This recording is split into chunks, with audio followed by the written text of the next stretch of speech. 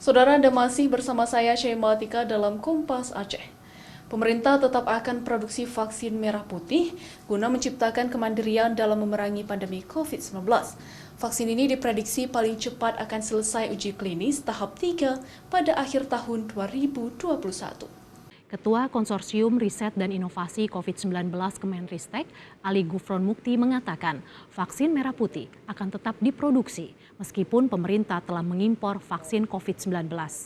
Dalam pembuatan vaksin merah putih, pemerintah bekerja sama dengan beberapa perguruan tinggi seperti UGM, IPB, Universitas Andalas, dan UNER.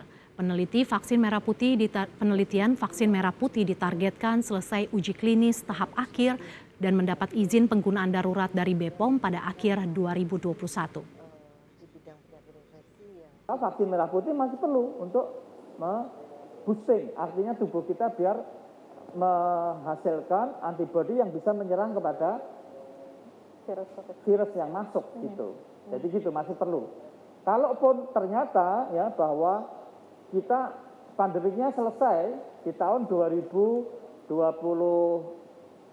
umpamanya ya, apakah vaksin merah putih masih perlu? Ya, kita masih penguasaan teknologi ini juga masih perlu ya, dan masih berkembang masih berkembang ya. Ini juga bisa kita ekspor dan lain sebagainya. Jadi ini masih tetap jawabannya masih tetap untuk diupayakan vaksin merah putih meskipun sudah selesai pandemi di 2022 kalau selesai ya.